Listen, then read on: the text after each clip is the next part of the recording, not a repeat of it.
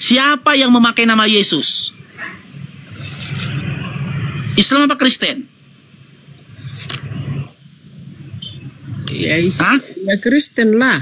Kristen. Berarti si penyesat yang dikatakan Yesus Islam apa Kristen? Bukannya itu mah tergantung orangnya. Makanya tadi aku bilang aku dari ya. Ya tahu aku itu kuasian. Semua itu orang di dunia ini. Tunggu dulu aku ngomong. Semua orang di dunia ini ada berniat jahat, ada berniat baik. Itu mah tergantung orangnya. Dari tadi aku bilang itu tergantung orangnya. Kalau dia memang berbuat jahat, enggak semua orang Kristen itu baik, enggak semua orang Islam itu baik. Ada yang berbuat jahat, ada yang berbuat baik. Udah? Kristen juga kayak gitu. Jadi enggak usah aku udah bingung lihat apamu itu. Kau itu dari Kristen dulu. Dari jadi Kristen gitu, dulu kau udah mengerti. Gini toh. Jadi itulah alasanku kenapa sampaikan sama itu. Karena apa? Karena aku sayang sama itu. Kristen itu dengar itu gantian itu. Kristen itu diusir oleh Yesus itu.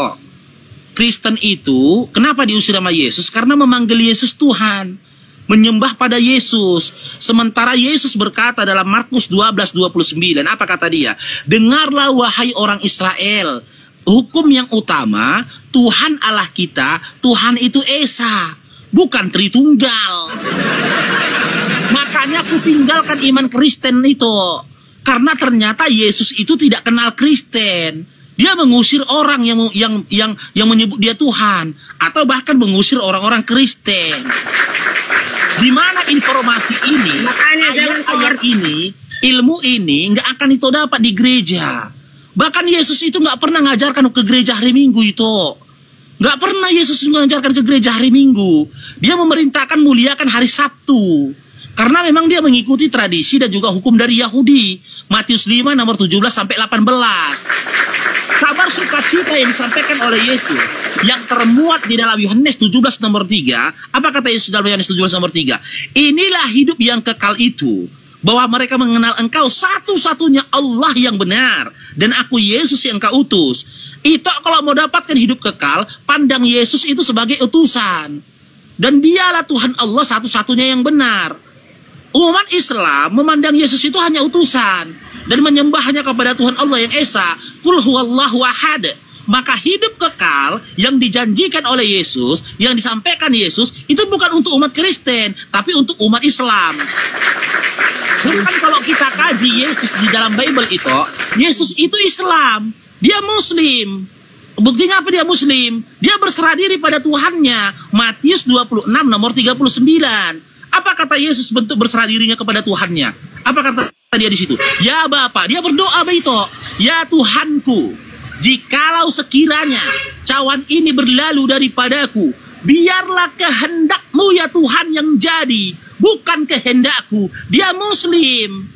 Dari pribadi dia Muslim, kita mengenal dia Islam. Yesus itu Islam. Karena apa? Yesus puasa. Kami umat Islam puasa. Yesus sujud, Matius 26 nomor 38 sampai 39. Kami juga sujud. Yesus bertuhan kepada Tuhan yang Esa. Kami juga bertuhan kepada Tuhan yang Esa. Yesus mengharamkan daging B2. Kami juga mengharamkan daging B2.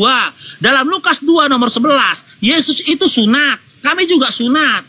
Maka otomatis Yesus Islam, aku pun menjadi Islam.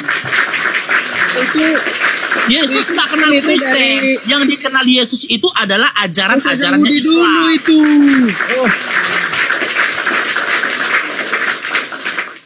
Sekarang kau tanya sama Ito jujur, informasi ini, ya isi Bible ini, pernahkah Ito dengarkan dari pendeta? Pernah Ito dengar dari pendeta? Kujamin nggak akan pernah Ito. Gak akan pernah itu dengar informasi ini dari pendeta. Karena apa? Ketika pendeta di mimbar berkhotbah, dia memilih ayatnya. Aku bisa ngomong. Ya silakan. Aku nggak, dari tadi aku udah bilang, aku nggak mempermasalahkan masalah agama, masalah keyakinan. Kalau keyakinan itu pribadi masing-masing, ya. Menurut pribadiku, keyakinan itu pribadi masing-masing. Kalau kau memang mau ikut Muhammad, silakan ikut Muhammad. Kalau aku memang mau ikut Yesus, aku tetap mempertanggungjawabkan aku ikut Yesus. Itu aja. Walaupun Yesus ngusir itu. Yesus nggak ada ngusir aku. Yesus membuat mujizat pada diriku. Nggak usah kau perpanjang lagi. Pokoknya sebut. itu Sebut satu mujizat.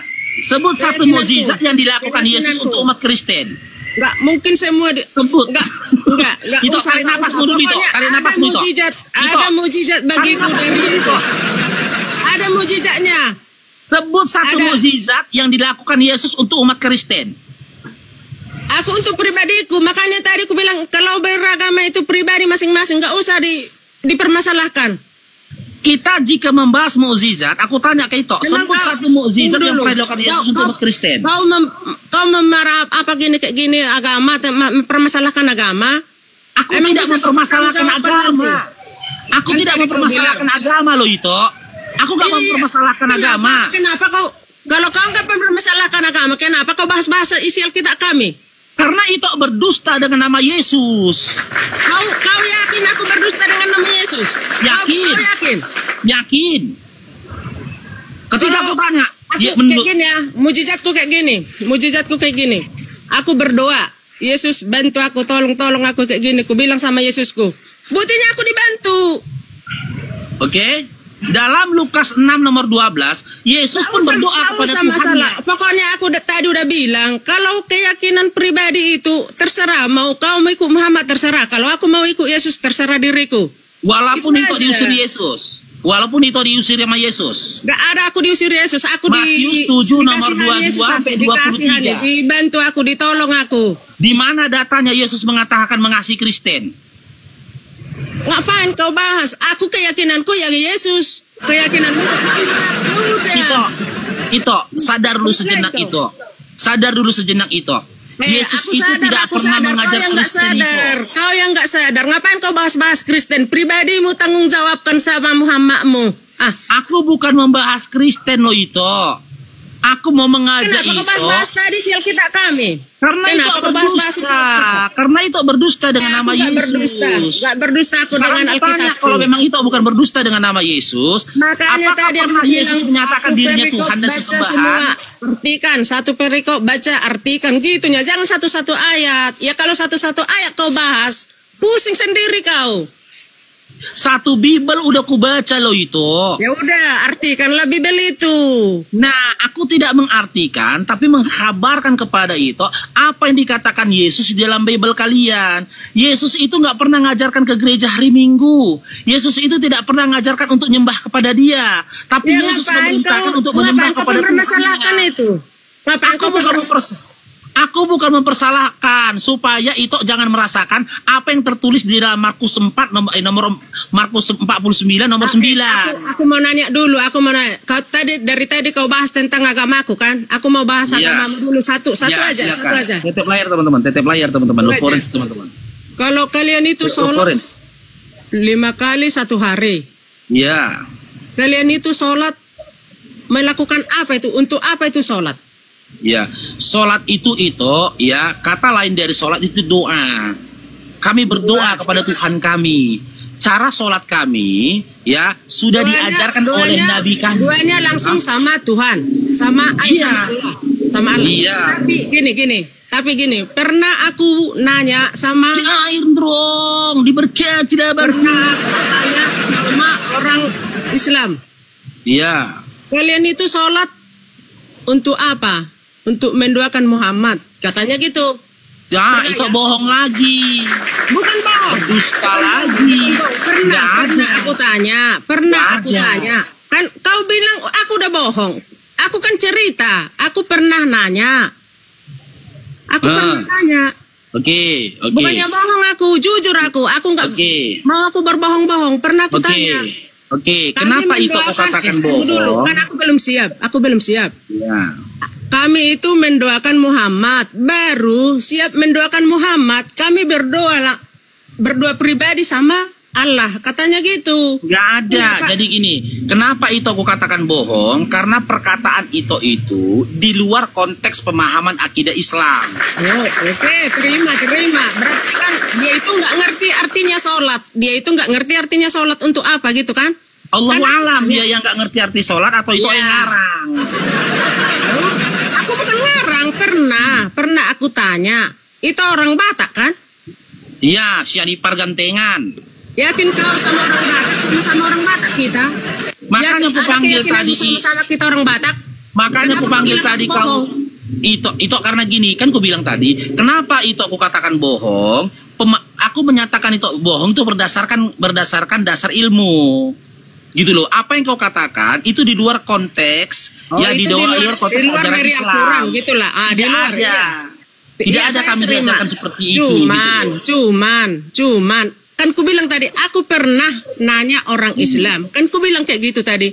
Yang tadi luar konteks ini nggak apa-apa. Ya sudah kalau gitu kuluruskan itu ya. Kami umat Islam ketika kami mendirikan sholat, kami tidak sedang menyembah Nabi Muhammad SAW. Kami tidak sedang berdoa kepada Nabi Muhammad SAW.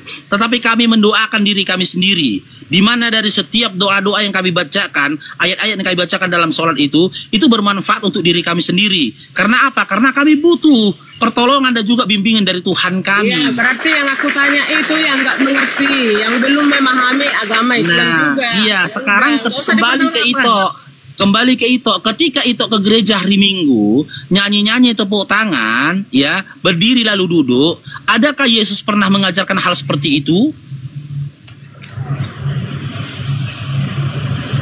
Itu minum itu. Emang nggak capek ngomong apa? Iya, yang kutanya itu nggak, kalau mencapai kabar sukacita nggak ada lelahnya itu. Kita bersukacita kan gitu. Haus juga gitu. Iya, tapi aku semangat kayak gini itu kita masih manusia loh, kita masih manusia, pasti haus. Sama, Yesus juga haus. Yesus juga haus.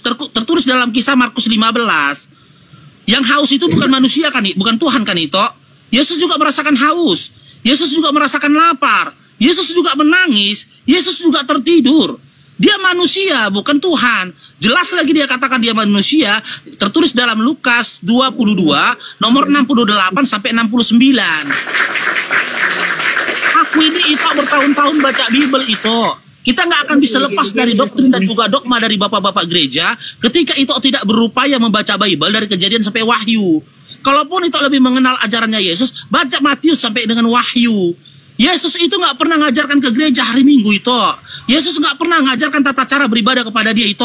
Karena memang Yesus dalam Lukas 4, nomor 10, Matius 4, nomor 10, Lukas 4, nomor 8. Apa kata Yesus? Berlatrialah engkau, menyembahlah engkau hanya kepada Tuhan Allahmu saja, kata Yesus. Udah. Kalau udah bisa aku jawab? Ya, silakan. Kalau gereja itu tahu artinya gereja itu persekutuan. Apa? Persekutuan. Siapa yang mengatakan gereja artinya persekutuan? Siapa yang mengatakan? Kalau gereja itu mah bangunan. Gereja itu bangunan. Siapa yang mengatakan gereja itu artinya bangunan? Siapa yang mengatakan? Buktinya gereja itu bangunan.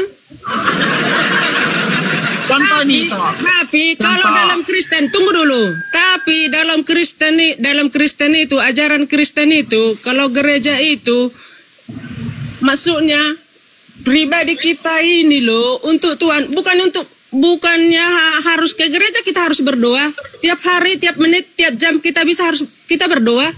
Dengar itu. Cuman tunggu dulu. Cuman gereja itu persekutuannya orang-orang Kristen, persatuan orang-orang Kristen untuk bersama berdoa.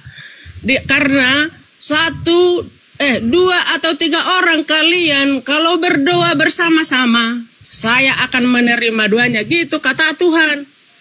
Di mana tertulis itu? Orang Kristen itu berkumpul. Gak ada ayat kayak gitu dalam Bible itu. Jangan kau tambah-tambah Bible itu. Baca Alkitab itu ada di situ. Gak ada dalam Bible kayak kata seperti itu. Pelajaran ada kayak gitu kalau di Kristen. Makanya kau belum semua kau pahami Kristen itu. Sudah semua aku pahami dan aku baca Bible itu. Kalau 2-3 orang di dalam jangan bohong. Aku mendengar doanya, katanya gitu. Tidak ada aku mendengar doanya. Aku akan ada di antara mereka. Itu yang benar itu. Aku akan ada di antara mereka. Ya, aku kurang pintar mengartikan semua gitu. Pokoknya berada di antara mereka dengan aku mengabulkan doanya berbeda itu. Karena gini itu tidak ada satu ayat pun di dalam Bible di mana Yesus mengatakan dia mengabulkan doa. Tidak ada. Karena apa? Lukas 6 nomor 12, Matius 26, dan banyak ayat lain, Yesus itu pun berdoa itu. Dia berdoa kepada berdoa Tuhan, karena dia anak Allah, anak Bapa gitu. Terus itu yang mengatakan Yesus yang tadi aja kita bahas satu-satu. Kalian yang mengatakan Yesus anak tapi Allah. satu pun nggak ada artinya yang dapat. Itu yang mengatakan Yesus anak Allah itu adalah iblis itu. Jadi masalahnya gereja sekarang anak Yesus. Kamu itu satu-satu biar bisa dapat artinya. Tadi gereja. Oke, sekarang saya tanya sama itu. Dibahas. Jadi nggak nyambung. Sekarang saya tanya itu. Yang menyuruh itu pergi ke gereja dan melakukan peribadatan penyembahan kepada Yesus di hari Minggu, siapa yang memerintahkan? Yesus atau bapak-bapak gereja? Kalau dari dulu emang kita udah dari kecil itu udah tahu ke gereja gitu hari Minggu. Iya, yang nyuruh siapa? Yesus atau bapak-bapak gereja? Bapak-bapak gereja. Nah, di dalam Alkitab enggak. Makanya tadi aku enggak hafal semua Alkitab itu ya. Jadi aku tahu semua gitu. Terus kalau masalah kalau menurut yang aku pelajari, kalau gereja itu persekutuannya orang-orang Kristen, makanya hari Minggu dia bersama di situ memuji Allah, memuji Tuhan. Oke. Siapa yang mengatakan arti gereja adalah persekutuan orang-orang Kristen? Siapa yang mengatakan? Ya mungkin guru-guru agama Kristen, makanya ya aku kalau tentang Yesus mengatakan kau pergi ke gereja, belum pernah aku dengar emang, belum pernah.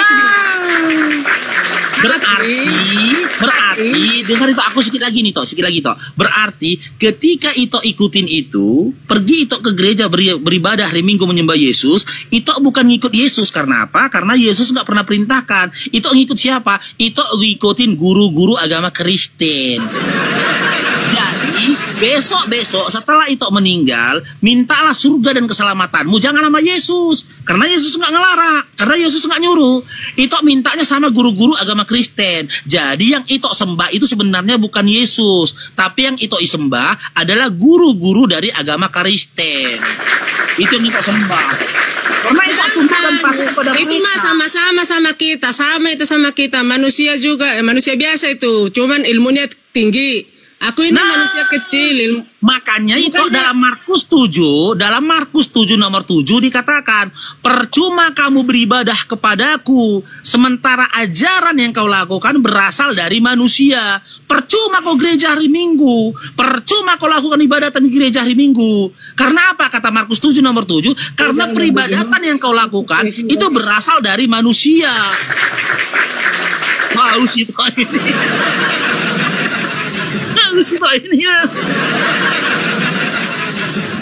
Jadi itu dalam Matius 7:21 lagi kata Yesus ini. Pokoknya kita gini aja lah.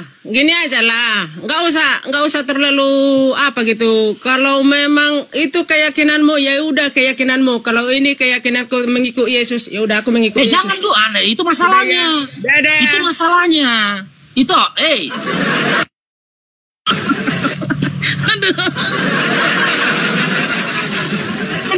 turun dia. Tadi aku mau ngomong teman-teman, ada satu trik tadi, tapi kita harus berkorban supaya dia bertahan. Caranya cuman nanti ini perlu kearifan teman-teman ya. Ada satu trik tadi supaya dia bertahan. Perempuan itu teman-teman identik dengan harta. Wanita itu raih hatinya paling mudah dengan harta. Caranya gimana tadi? Salah seorang dari hamba Allah yang ada di sini, yang dimudahkan Allah rezekinya, pergi ke sana. Sawer dia.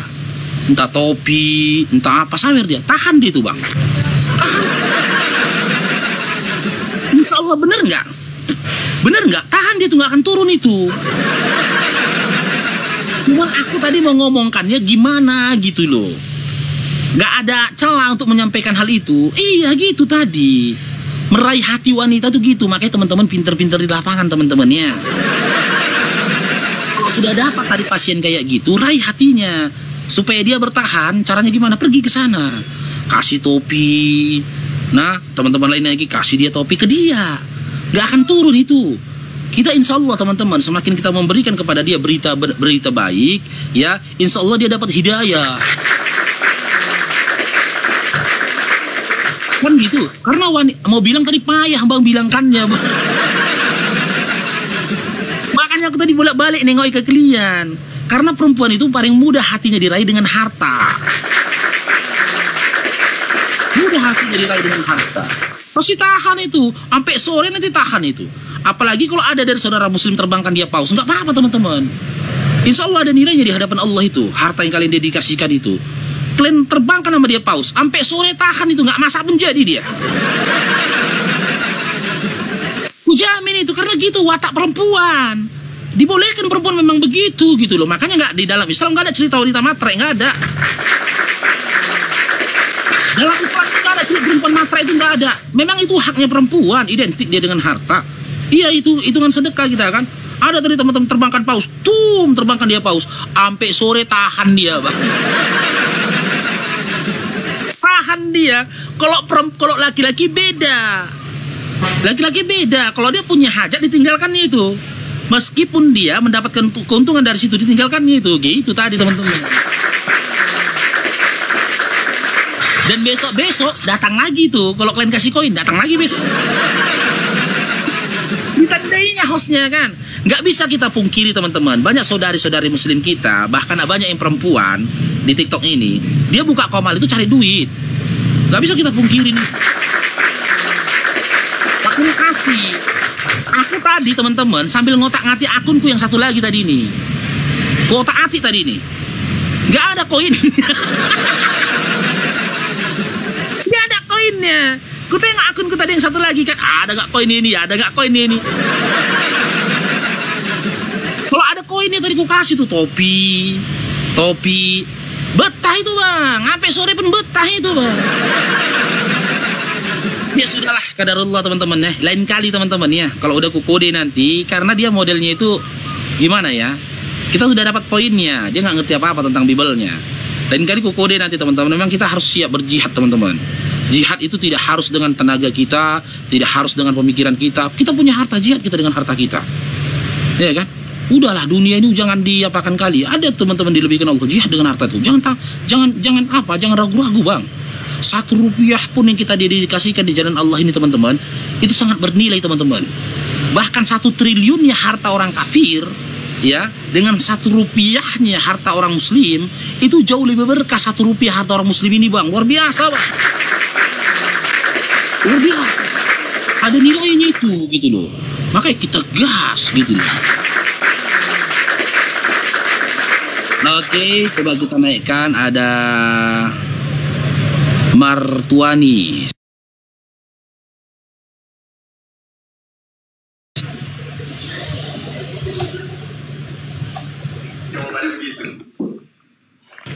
Halo bang. Halo Martuani Simanjuntak. Ya bang. Ya.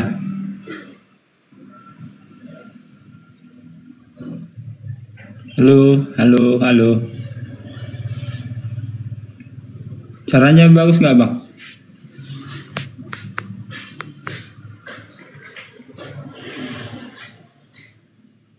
Sedikit lagi suaranya Martuani. Udah terdengar.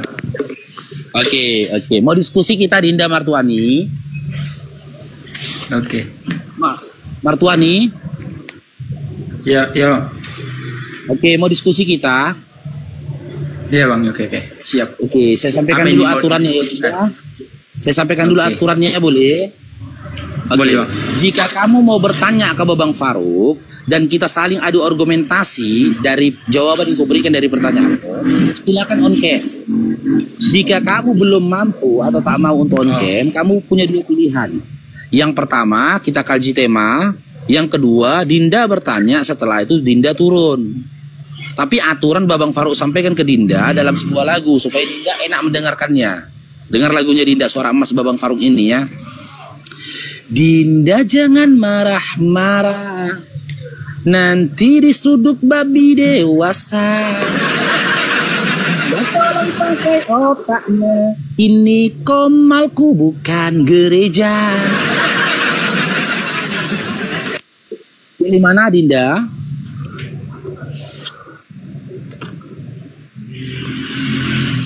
Ya bang. Pilih mana, Dinda Martua?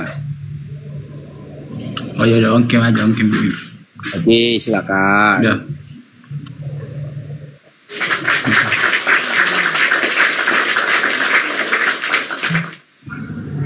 Udah bang.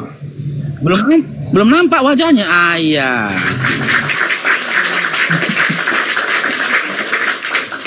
Oke, ada yang mau ditanyakan Dinda? Sabar Raymond ya, jangan ada yang gini ya. Jangan ada yang gini ya. Kalau aku nampak ada ininya itu kuturunkan, izin ya, jangan tersinggung kalau langsung kuturunkan. Apa yang ada yang mau ditanyakan Martua? Itu apa itu judulnya bang? Oten penyesat di dalam Bible. Oh, maksudnya gitu gimana bang? Maksudnya gini, apakah Kristen ini adalah sosok penyesat yang dikatakan Yesus di dalam Bible? Kalau kau mau kita kaji, aku akan narasikan dulu dasar dari datanya. Kau mau kita kaji ini? Si Martua mau kita kaji ini? Iya bang. Oke. Si Martua ada Bible di situ, Dinda. Oke, silakan bro, silakan bro. Iya, ada Bible kalian di situ. Ada, oke. Coba dibuka Lukas 21 nomor 8, silakan.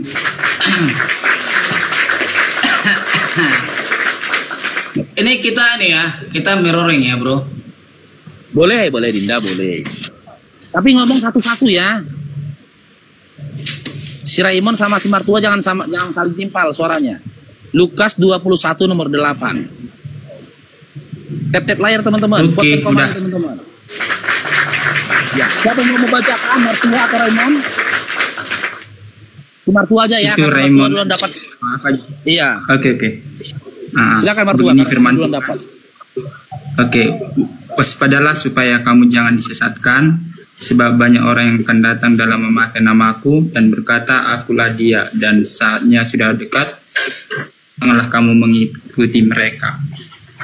Nah, itu Yesus berkata, waspadalah terhadap si penyesat yang datang memakai namaku, ya, bahkan mengaku akulah dia. Sekarang kita komparasikan dalam KPR, Kisah Para Rasul 9 nomor 3 sampai 5. Silakan. Bentar bro, bentar. Sebelum Anda lari-lari ke sana, ini komparasi Dinda. Ini komparasi narasi. Bentar.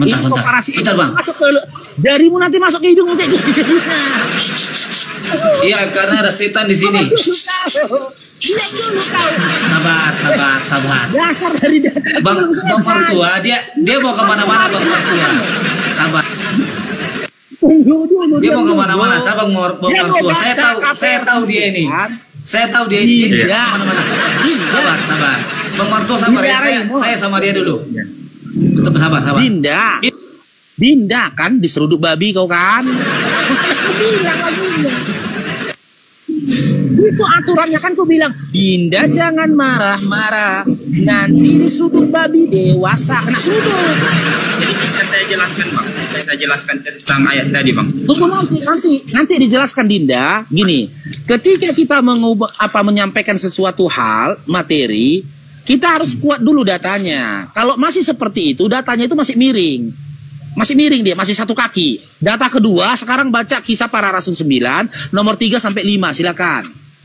Ini data kedua. Baru kita kaji materinya, gitu. Kisah Para Rasul 9, nomor 3 sampai 5. Jangan marah-marah teman-teman ya. Komal Bang Faruk ini ya dilindungi oleh babi rohani. Hati-hati. Selamat siang Faruk. Siang Dinda. Pagi. Dinda Rames ya. Saya bukan Dinda. Ya gantian Dinda Rames ya. Ya sabar dulu Dinda Rames. Mau dibacakan Bible ini Dinda Rames, sabar dulu. Ya silakan Martua, baca. KPR 9 nomor 3 sampai 5. Silakan. Dalam perjalanannya ke Damsyik, ketika ia sudah dekat kota itu, tiba-tiba cahaya memancar dari langit mengelilingi dia. Ia rebah ke tanah dan terdengarlah olehnya suatu berkata, Saulus, Saulus, mengapa engkau menganiaya aku? Jawab Saulus, siapakah engkau Tuhan? Katanya, akulah Yesus yang kau aniaya. Tetapi bangunlah dan pergilah ke dalam kota, di sanalah dikatakan kepadamu apa yang harus kau perbuat. Sekarang tugasku ya menarasikan dasar dari dataku ini ya. Setelah itu nanti Anda tanggapin. Gitu diskusinya. Ya, jangan ditanggapi sesuatu yang masih abu-abu. Tadi masih abu-abu, ini baru kujelaskan. Ini.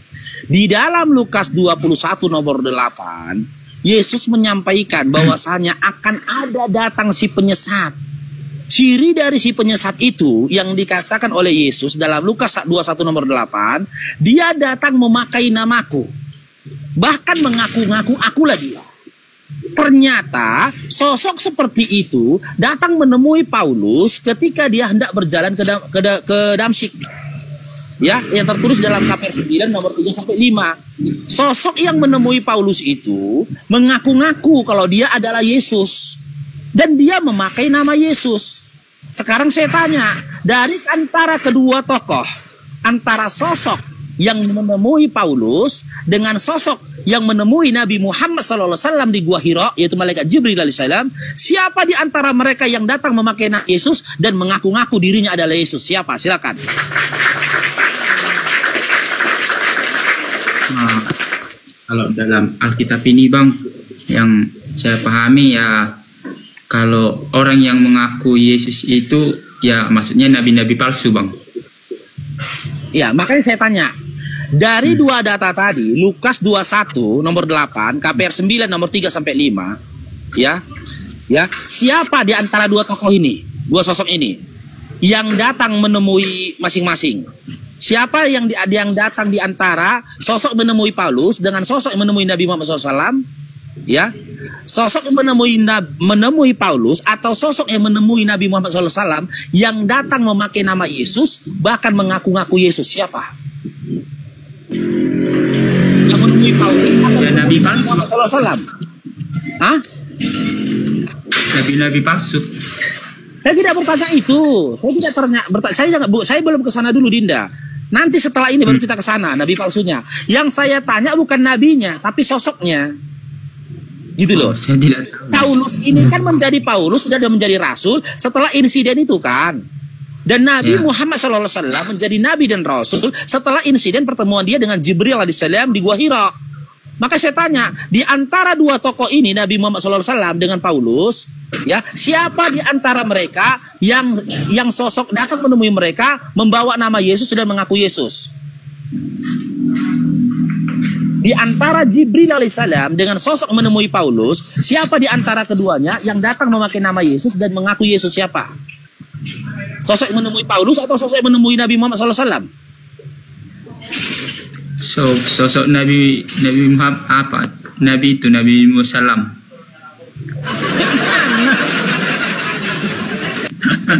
Yang kutanyakan, yang datang memakai nama Yesus dan mengaku-ngaku Yesus, sosok yang menemui Paulus atau sosok yang menemui Nabi Muhammad?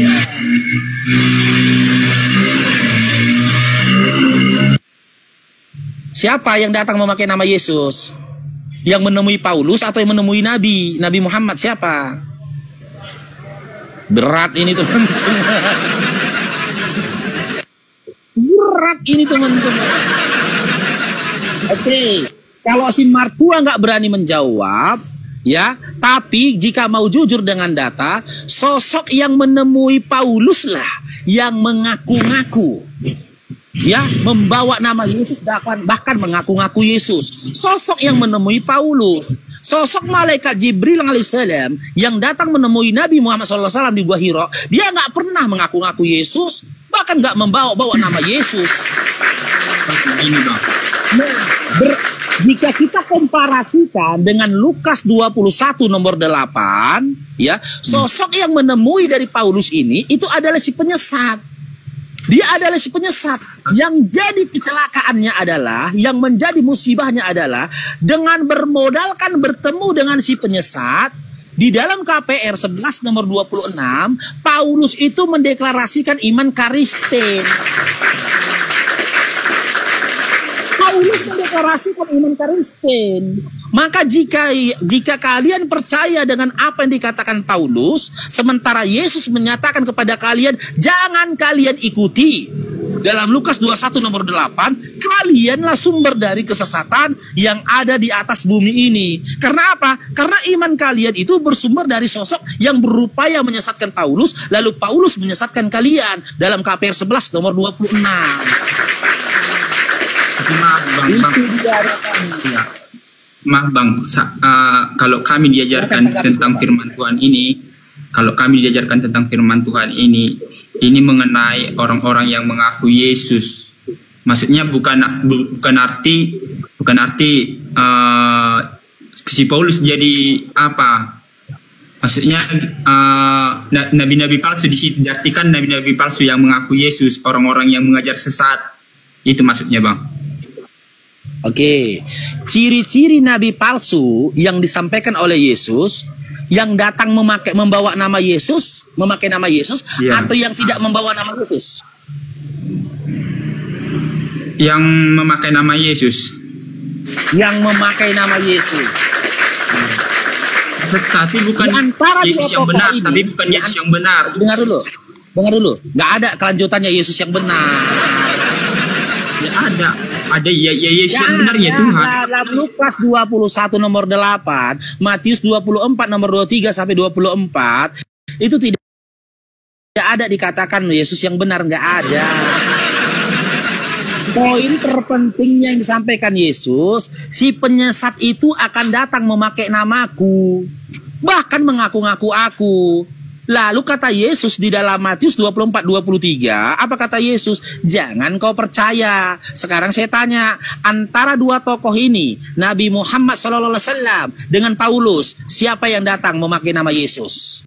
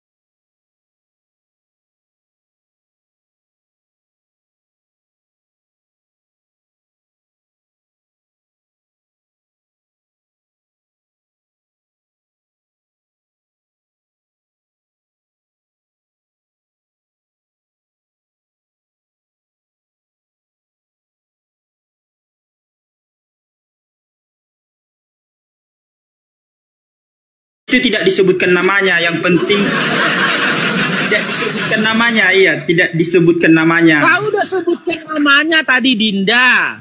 Kau Dia kan udah sebutkan namanya. Dia mengajarkan kepada jemaat supaya mereka berhati-hati bahwa orang-orang yang mengaku Terhadap si penyesat kan? ya, Di mana ciri dari si penyesat itu? Dia akan datang memakai namaku kan, betul? ya. Betul, oke. Sekarang kita kaji. Siapa si penyesat yang dimaksud Yesus? Yang datang memakai nama Yesus, Paulus atau Nabi Muhammad SAW? Nabi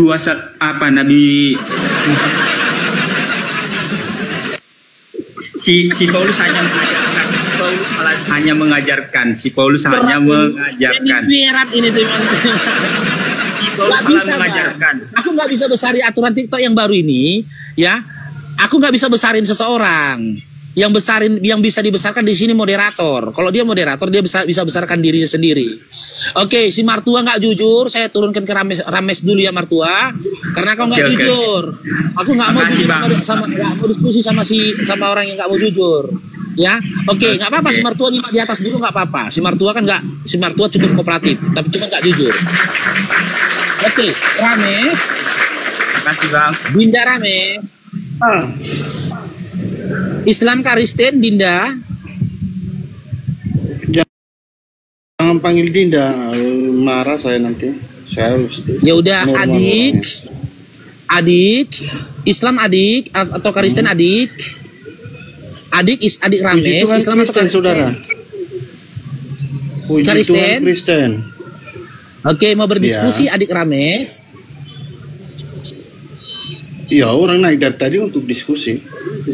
Oke, karena adik nggak mau bertanya, karena adik nggak on cam, kita kaji temanya atau adik mau bertanya setelah itu turun, adik? Saya udah berubah ya, udah bertobat saya. Mungkin saya buka on cam dulu sedikit aja, biar Bang Faru. Ya silakan. Jangan adik. Kira Silakan. saya ini, nanti dikira saya ini pengecut ya.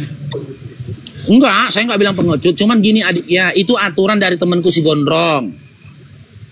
Ya aturannya seperti itu. Kalau nanti nggak menuruti mau saya. Dia, hah? Udah. Oh kenapa adik? Ya udah adik bertanya sajalah setelah itu turun. Kalau memang adik nggak mau tunjukkan wajahnya. Kenapa dia? Tadi kenapa itu bukan wajah saya? Apa? Itu bukan wajah. Adik, kamu udah besar adik. Jangan lagi main-main di paret. Itu wajah nggak? Sampai kayak gitu mukamu. Saya nggak mau lama-lama, nanti nafsu Anda. Saya masih normal. Adik jangan begitulah adik. Kita diskusi baik-baik saja. Jangan main-main di paret lagi ya. Lengket lumpur di wajahmu adik. Ayo diskusi saudara. Kita tanggapin temanya saja, gimana adik? Bang Faru, saya begini Bang Faru. Saya setelah saya keliling-keliling Komal, saya mendengarkan ceramah-ceramah. Di sana saya temukan bahwa yang akan bisa masuk ke surga itu kunci surganya cuma satu, yaitu mengucapkan 2 kalimat syahadat. Apakah itu benar Bang Faru? Dengar dulu adik aturannya adik. Kalau adik tidak mau on cam, kita kaji tema. Atau adik bertanya setelah itu turun adik. Jangan sampai nanti aku ditelepon si Gondrong ini adik. Lu menghina saya karena saya Gimana? gondrong. Lu mau hina saya karena saya gondrong. Bukan saya yang menghina, tapi Bibelmu menghina. Sebuah kehinaan bagi laki-laki yang berambut gondrong. Kau baca dalam kitab Korintus. Dalam kitab Korintus Bibel kau ngelarang kalau gondrong. Kenapa kau gondrong? Bukankah sudah kukatakan kepadamu diskusi baik-baik, sebuah kehinaan bagi laki-laki yang berambut gondrong. Bang Faru. Syair bro. Ya udah tentukan pilihan. Saya kan udah bilang Bang Faru. Kita kaji temanya atau adik bertanya setelah itu turun. Jangan buang-buang waktu abangnya adik. Abangnya sibuk ini, banyak pasien nih. Iya, saya bertanya ya. Dosa yang tidak bisa diampuni adalah dosa syirik, benar kan? Sekalian datanya, adik. Loh, saya bertanya kepada Anda, kok Anda, kitab Anda, iman Anda, kok Anda suruh saya nggak tahu. Kalau saya tahu, buat apa saya tanya sama Anda? Anda gimana nih? Ini pengajar Tadi apa kan nih? adik, dengar adik, Kok kitab adik orang kan, Anda jelaskan, kitab sendiri Anda suruh orang lain jelaskan. Itu gimana tuh ceritanya tuh? adik, tadi kan adik katakan dosa yang tidak diampuni itu adalah dosa syirik, gitu loh. Supaya diskusi kita ini berkelas, ketika adik mau menyatakan ya sesuatu, kasih datanya adik. Contoh kayak Babang Faruk tadi. Aku bilang bukan aku yang menghinakan kau rambut gondrong, Bibel kau yang menghinakan. Dalilnya dalam kitab Korintus, kan gitu. Kalau memang kau bilang itu adalah ajarannya Islam, meskipun kami tahu datanya, tapi tunjukkan gitu loh dedikasimu dengan kau sertai datanya gitu loh Dinda. Baru kita diskusikan Dinda gitu loh. Silakan Dinda Rames.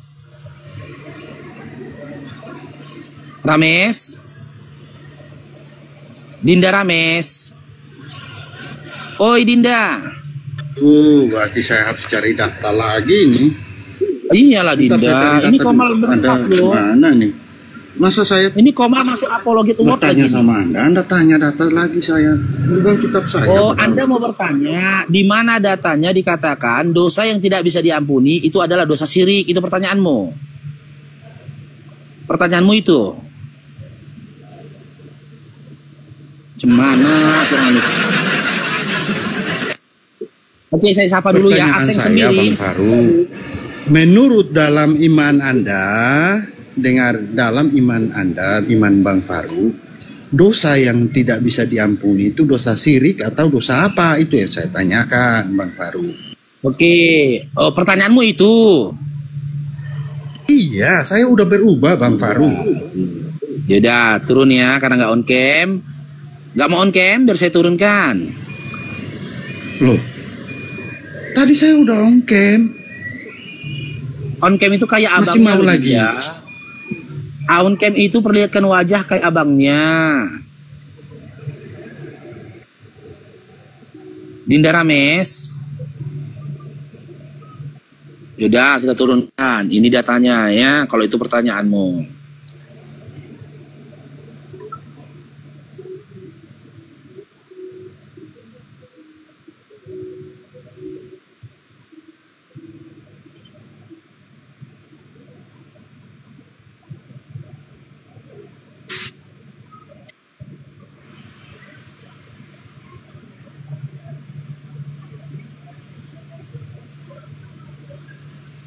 Coba kita buka Nisa 48 ya.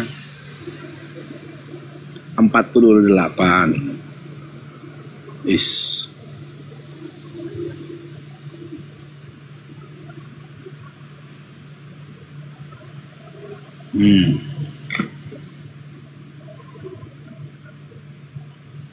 Ya, saya baca aja ya, nggak usah tunjuk data, nanti kena ban pula takutnya. Sesungguhnya Allah tidak mengampuni dosa karena mempersekutukannya atau syirik. Dan dia mengampuni dosa selain syirik itu bagi siapa yang dia kehendaki. Barang siapa mempersekutukan Allah, maka sungguh dia telah berbuat dosa yang besar. Ya. Lalu benar kau katakan bahwasanya Allah tidak mengampuni dosa. Dosa yang tidak diampuni oleh Allah adalah dosa syirik. Nah, maka ketika kau syirik, berhentilah kau dari kesyirikanmu. Niscaya Allah akan berikan ampunan atas dirimu. Dalilnya mana?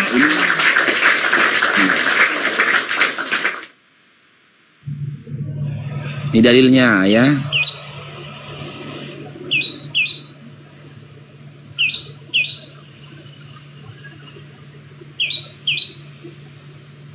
Nih, dalam surah Al-Anfal ayat 38 kita buka ya. Nih. Mana di Al-Anfal 38. Nih. Apa katanya? Surah Al-Anfal ayat 38. Katakanlah kepada orang-orang kufur itu, jika mereka berhenti dari kekufurannya dan masuk ke dalam Islam, niscaya akan diampuni dosa-dosa mereka yang telah lalu.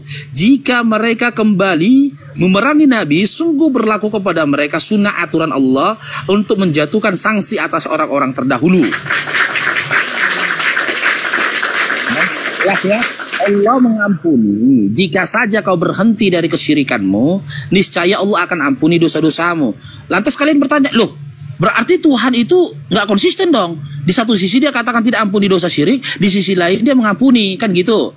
Nah, kembali kepada adab sebagai seorang hamba. Sebagai seorang hamba kita punya adab terhadap Tuhan kita. Apa salah satu adab kita terhadap Tuhan kita? Tuhan tidak dipertanyakan. Allah tidak dipertanyakan tentang apa yang dia perbuat dan apa yang dia kehendaki. Dipertanyakan dia. Tapi kita lah dipertanyakan tentang apa yang kita perbuat dan apa yang kita kehendaki. Oke, Aseng Sembiring selamat bergabung. Selamat bergabung, Farouk. Ya, Islam Karistin. Karistin lah. Oke, mau berdiskusi Dinda? Enggak, mau nanya ini. Jelaskan. Kalau ada, lo cepat aku dari Jerman, oke? Baik. Jangan tunjukkan video, nanti kena ban. Jangan tunjukkan video, nanti kena ban. Oke, itu kena ban. Baik. Silakan. Itu dipotong, Dinda. Pertanyaanku nggak itu. Nanti kena ban. Dengarkan suaranya aja. Dengarkan suaranya aja. Itu dipotong. Video yang benar itu ini, Dinda. Video yang benar itu ini. Itu sudah dipotong, Dinda. Diskusi lintas agama. Kalau ketemu Farouk Syanipar, tagih janjinya.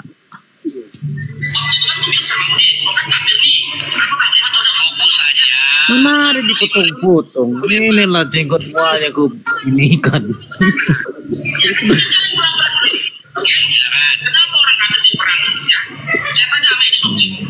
Ini kan udah ada jelas.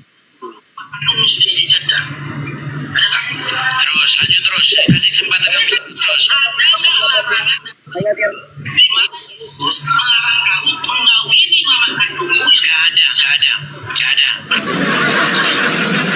Itu video lengkapnya. Yang saya tanyakan sama Edis waktu itu, adakah larangan dari Bible di mana Yesus melarang kau, Edis, mengawini mama kandungmu? Nggak ada. Kata Yesus dari Yesus, Kata Edis nggak ada. Ya udah nggak ada, berarti boleh kau kawin mamamu. Ya kau sudah lompat. Ya nggak ada kau. Inilah kan.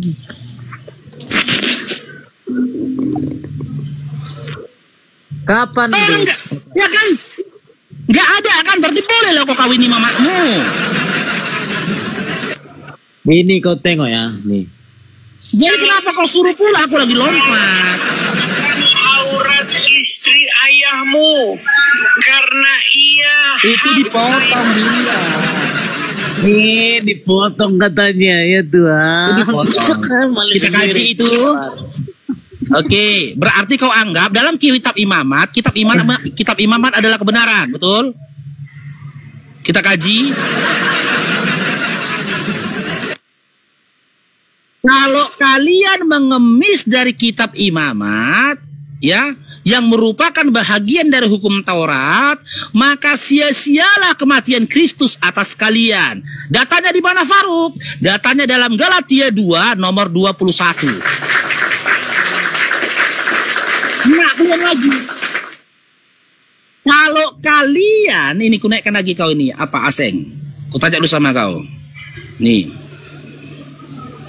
Ini kena kau nih, naik.